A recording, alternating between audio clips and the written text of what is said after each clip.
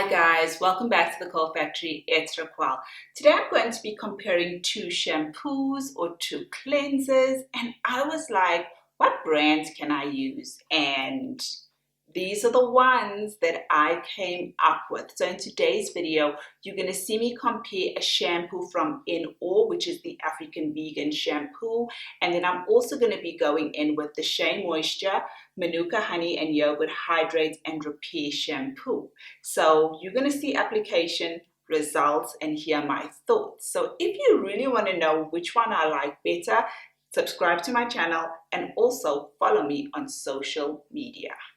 So on this side of my hair, guys, I went in with the Shea Moisture, Manuka Honey and Yogurt Hydrate and Repair Shampoo. It contains Mafura as well as Baobab oils, and it promises to cleanse and restore extremely dry and brittle hair. There's also no sulfates, no phthalates, no parabens, no mineral oil, and all of that good stuff. Now, I'm not a stranger to this. I've used it before. I've featured it on my channel. I really do like this shampoo. It's very moisturizing and it does a very, very good cleanse.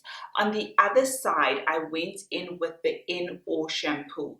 This is from the African Vegan line, and it's for wavy, curly, frizzy, and afro hair. It's 100% vegan as well. Now, let me just go in with the comparison. I used exactly the same amount of shampoo on this side with this product and on this side with this product as well. They both, in terms of the amount of product being used, was equal and gave a very, very good cleanse. I really did enjoy it. What I don't like about this particular product is the texture of the product. It's very gummy, very gluey.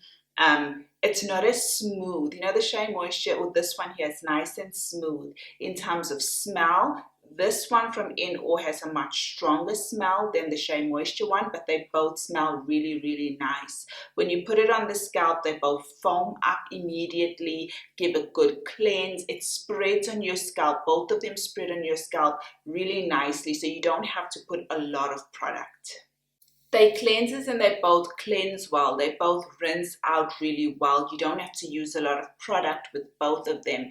In terms of results, I was trying to feel which one stripped my hair more, which one my hair liked, and honestly, guys, it was equal. I was like feeling and like, okay, is there a major difference? Absolutely not.